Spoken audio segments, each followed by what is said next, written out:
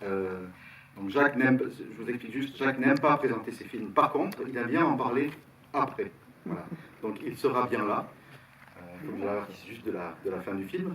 On est ravis de sortir ces films de jeunesse, puisqu'on a intitulé cette rétrospective Jacques Doyon, jeune cinéaste. On ressort depuis une semaine donc 4 films, celui que vous allez voir ce soir, plus La Drôlesse, La femme qui pleure, et je ne me rappelle plus du quatrième.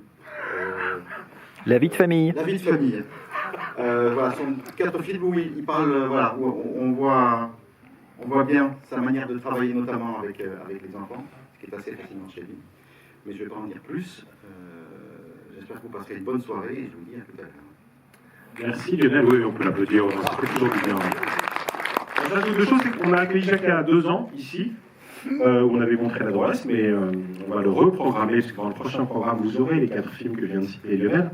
Il ne voulait pas repartir si je ne m'engageais pas, donc ça y est, c'est fait. Et on avait présenté Mes séances de lutte, qui est un film génial, le plus charnel de tous les films français, je crois, vraiment. Et donc La Drôlesse, en plus, il avait commenté les deux, mais c'est une époque où il était encore dans le discours de « je ne revois jamais mes films, donc je ne peux pas vraiment en parler », tout ça. Et en fait, il a été bouleversant, mais à partir d'un discours fondé entièrement sur le souvenir des tournages. Depuis, parce qu'il les a restaurés, il les a revus, donc on est content aussi pour ça, parce que je pense qu'on aura à la fois quelque chose d'émouvant et de fonder sur la redécouverte de ses propres films. Et vu sa filmographie, je comprends que parfois les souvenirs sont un peu compliqués quand ils ne sont pas fondés sur une revision régulière. Et avant de lancer le film, j'avais juste envie de vous citer, pour les gens qui ne nous ont pas comme amis Facebook, quelques lignes de François Truffaut sur le film que vous allez voir là, parce que c'est une façon de lire le film sans rien vous dire dessus. C'est une critique qu'il publie au moment de la sortie du film. Et Truffaut dit ceci, alors c'est dans un dossier pédagogique sur le site, pour le dispositif lycéen apprenti au cinéma. Et donc il y a à la fois des extraits du texte originel et puis quelques commentaires.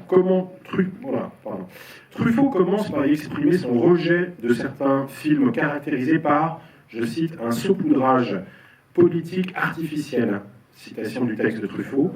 Lorsque l'injonction politique dans un scénario est complaisante, pas nécessaire, tirée par les cheveux et visiblement pratiquée pour se couvrir, l'authenticité du film s'en ressent terriblement. Au contraire, dans Les Doigts dans la tête, le sentiment et le social s'imbriquent aussi bien que dans Tony. Car malgré toutes leurs différences, le film de Jean Renoir et celui de Doyon sont animés du même esprit. Ils sont vivants, chaleureux, et pourtant la critique sociale y est présente, absolument intégrée, logique et exacte. Voilà. Et comparer le film de Doyon, qui est son premier long-métrage, à Tony, qui est un chef-d'œuvre absolu de Renoir, c'était évidemment une façon d'adouber le jeune cinéaste qui était Doyon, 30 ans au moment où il fait le film, et de l'inscrire immédiatement dans une histoire du cinéma français. Bonne projection et à tout à l'heure pour la rencontre avec Jacques Doyon.